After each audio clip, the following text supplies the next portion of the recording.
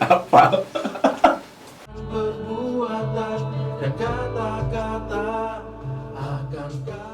Udah keluar langsung. Kata ampun.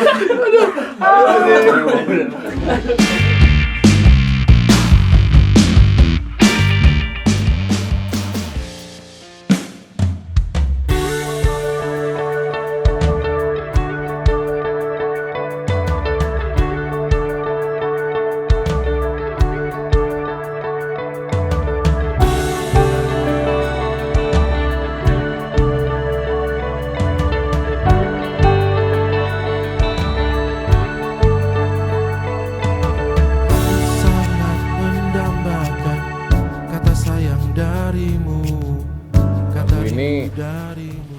dibikin sebenarnya proses ketika aku stroke sampai akhirnya aku sadar bahwa orang yang berperan di hidup aku itu dia gitu. Kata iya yang hanya membuat diriku selalu saja terpaku bertanya-tanya. Kebayang nggak kalau aku tadinya stroke terus ditinggalin, dibiarin gitu aja, nggak ada yang merhatiin, nggak ada yang apa, mungkin aku udah nggak akan hidup sekarang. Cuman meskipun dia mungkin bosen, meskipun dia kesal sama aku, meskipun dia benci, dia tetap mau ngedampingin aku, ngedampingin dari aku kena stroke di rumah sampai aku di rumah sakit, sampai dia harus pulang pergi dari Jakarta, Bandung, Jakarta, Bandung, Jakarta, Bandung hanya untuk biar akunya nggak resah gitu, biar akunya tahu bahwa dianya ada di situ. Itu wah gila, berarti banget buat aku. Dan akhirnya aku mikirnya flashback ke belakangnya, aku baik nggak ya selama ini sama dia. Pas aku flashback, aku pikir-pikir kayaknya jauh dari baik. Aku banyak ngaconya. Gimana dia susah terus akunya cuman ya udah gitu aja susah.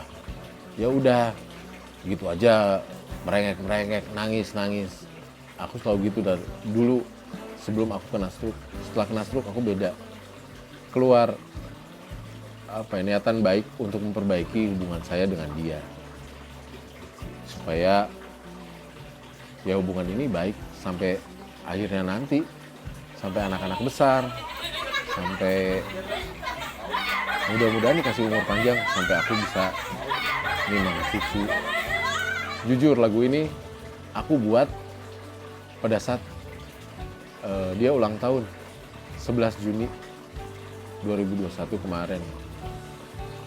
Lagu ini dibuat buat kisahnya aku sama istriku Maria Yohana Saranggi.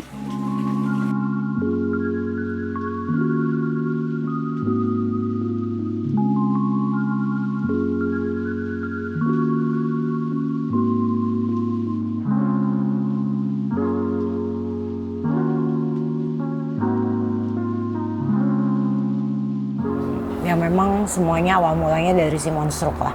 Gimana mungkin yang paling tahu Bowie ya, karena dia yang paling ngelihat gue nangis kayak gimana gitu.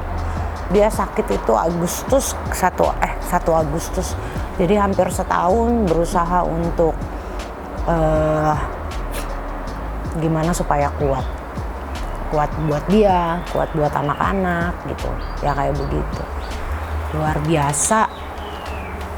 biasa banget sih. Balik lagi gitu ya, semuanya kehendak Tuhan. Ternyata apa yang direncanakan kalau Tuhan gak berkehendak ya gak bisa gitu. Kalau sekarang sih so far dia baik-baik aja. Udah biarpun tidak 100% tapi banyak perubahan dalam dirinya Simon, banyak perubahan yang luar biasa. Sudah lebih sabar, bapernya juga udah gak baperan banget. 13 tahun, 14 tahun lah, 14 tahun jalan sama dia ya banyak lah, pasti banyak kisahnya. Cuma so far Simon jadi jauh lebih baik. Udah banyak perubahan sekali gitu. Banyak banget, luar biasa gitu. Mungkin kalau gue di posisi dia belum tentu gue bisa kayak dia gitu. udah yang sangat luar biasa. Pernah kami lihat apa ya? Oh, Denny Sumargo, podcastnya Denny Sumargo. Di situ ada dia bilang, Denny Sumargonya bilang, lu lebih mencintai siapa, anak lu atau istri lu gitu. Dan itu benar-benar keidean buat Simon gitu, dan akhirnya sama dia diresapi gitu. Kalau gue mencintai anak-anak gue mau udah pasti, dia bilang. Tapi kalau istri gue, karena nanti kalau anak-anak gue udah married, yang hidup sama gue sampai akhir hayat gue adalah istri gue. Jadi ya itu, dia sangat-sangat, kalau misalkan dibilang GR ya GR sih. Dia sangat-sangat mencintai gue, udah kayak barang antik, kayaknya di lirik orang aja udah ajak berantem gitu, yang kayak begitu gitu. Makanya luar biasa.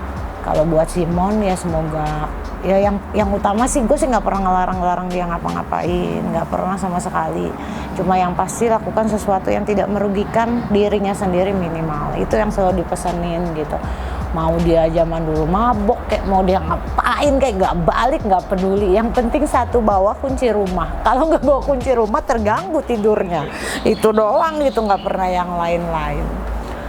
Itu jaga-jaga kesehatan karena ya dia udah 2 kali kena, udah ribet ya. Kalau udah 2 kali kena udah ribet. Obatnya jangan lupa diminum gitu. Yang pasti harus happy, harus bahagia karena modalnya itu doang.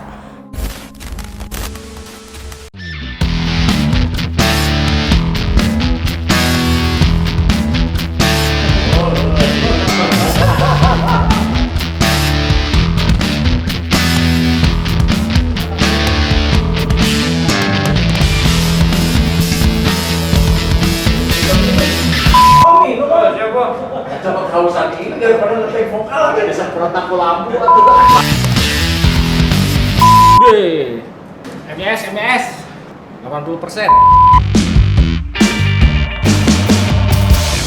Akankah kisah indah itu terulang hingga ku dapat wujudkan cita-cinta yang tertunda. Langkah kita masih panjang dan layak untuk dikenal.